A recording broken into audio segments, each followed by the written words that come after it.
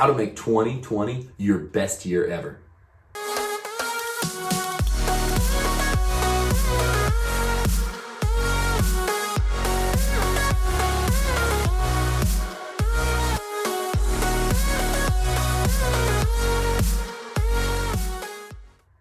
All right, guys, you know the drill. Hit that like button, hit subscribe, and hit the bell so you get notifications of new videos that are coming soon. All right, so you heard the topic. This is a great one. I love this. How to make 2020 your best year ever. This all starts with planning.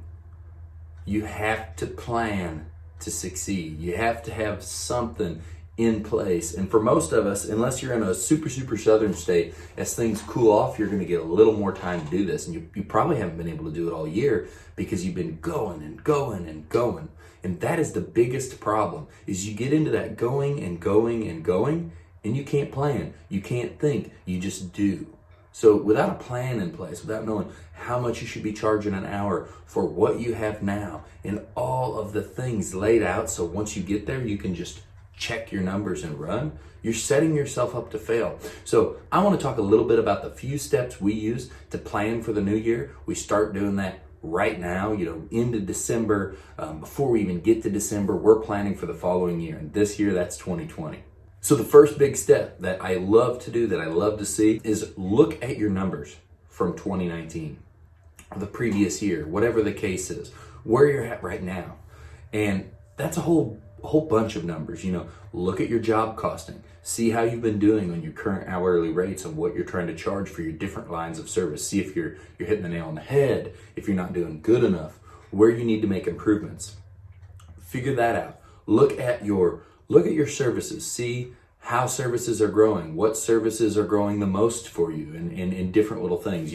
For instance, I started breaking things down yesterday, and I realized that fertilizer in our business has just exploded. And we haven't marketed for fertilizer at all. So our lawn applications, it grew 114% this year. Most out of anything else. Everything grew a lot, but it grew exponentially. And what that tells me there is our pricing, if it's right, is doing well. We're getting a lot of customers to accept on these, and there is a need for that service. And next spring, that's like a little trigger guide to show me, hey, we should really build this out. And that's a good thing, because I wanted to build out fertilizer and we just haven't focused on it this year. This year we planned on increasing our landscaping size of the business, and we've done that by 35 to 40% as well, which has been huge for us. So as you go through these numbers, they're going to show you these little trigger things. And I like to see, pull up QuickBooks or whatever your accounting software is and look at your previous year comparison to see what your different services are doing. Once everything's reconciled, see where you're reconciled to a T, up to date, see where your expenses are, see what's going on down there, what can you correct for next year, what maybe do you not need, and what can you focus on to make your business more profitable, have more success, and grow correctly the following year. So the number two thing I want to look at is I want to look at the problems in 2019. And this takes more of that thinking that I talked about. What were the big problems you had in 2019? And you need that time to be able to sit and think, or the previous year, whatever that is to you. The things that stuck out. Was it employees that year were a nightmare? Was it equipment breaking down was a nightmare? Was it office? I don't have one yet. I don't have anybody in the office, and phones blowing off the hook, and everybody's telling me I can't afford someone in the office, and I'm starting to realize I can't afford to not have someone in the office. There's a lot to be said for not being able to capitalize on the stuff that's coming your way, and that's something huge to think about when you're thinking about putting someone in office. But look at all of those problems, and you need to sit down, you need to think about these. And I had someone call me yesterday and ask for some business advice because they didn't know what they should be focusing on. And that's really hard. I'm not you. I can't tell you focus on ABC. There's no silver bullet. It's like marketing. You can't just say, hey, I'm going to focus on this and that's going to fix all my marketing problems. Hey, I'm going to focus on this one thing and it's going to crank my business to a new level. You really need to evaluate it and see, where are the problems at? What are the issues? What can I correct? What makes the biggest difference? That's really what I look at, is like, if I have 10 problems and I'm looking at for next year, well, first I want to see how can I fix any of them? Are any of them something I can actually do something about? And then if they're all something I can do about, what are the top 2, the top 3 that are going to make the biggest difference, and attack those things and worry about the rest of it later. So that's what I'm talking about focusing on the problems from the previous year, figure out what you have and what you need to fix, and then focus on the big ones that are going to affect the most change in your business. So when you're spending time, when you're grinding your head against how do we figure this out, it pays big dividends. It doesn't make just a small, little, tiny incremental change in your business. So the huge thing is look at your past year's problems and see the top 3, top 2 that you can fix to crank up into next year. All right, number 3 is my favorite. This is what I like doing. I'm a weirdo about numbers. I like Excel. If you don't like Excel, you should learn a little bit about it. You should learn how it functions. It's very, very easy to do the basic stuff on it. We use Google Sheets now because it's viewable by everyone on any computer because it's cloud-based.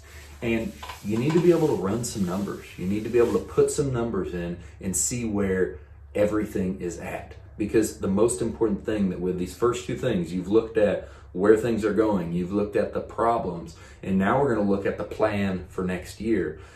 And that planning for next year is planning for what kind of expansion are you planning on having? What is it that you plan on expanding into? What kind of equipment is that going to take? How many employees are there going to be to do all of this? And with that, you have to take all of those thoughts. And all of this is just it's a big guess. A lot of this is a big guess on what you're going to do the next year, but you have to do it. So like I said, when you get slammed, you already know what you're doing.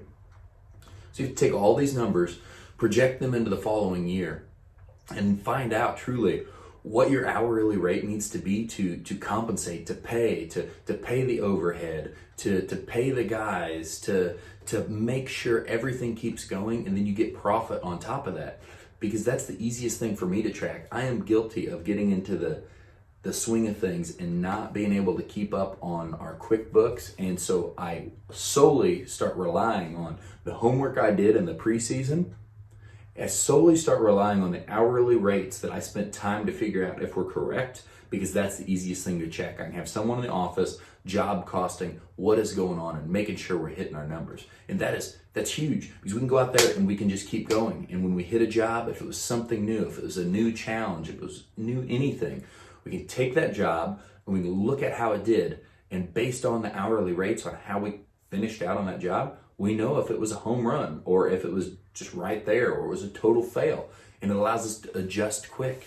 That is the whole thing of business, is you need to be able to adjust quick, change rapidly. When the next recession comes, when customers stop calling, when a service is no longer a necessity to anyone, when your business starts to become aged and you're not following through on new technology and it's slowing down how you're working with customers, you need to be able to adapt and change quickly. And don't ever let that die in you as a business owner.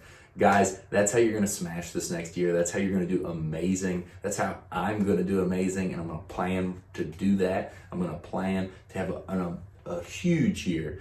Plan to have a year that's better than any year we've had so far. That's what we've done every single year since we've been in business. I wish you all the same. You can like this video and leave a comment below and tell me how you're planning to kick butt in your next new year. Tell me how you're planning to just blow it out so you can give more back to your community. You can give more back to your employees so you can pay them more, offer them more benefits, and create a business that is just phenomenal. If you hated this video, give it one of these. Also, tell me why you hated it. I love hearing the bad news as well as the good news. Guys, like, subscribe, hit the bell, follow me on Facebook, Instagram, Snapchat, and TikTok, and I'll see you later. Bye.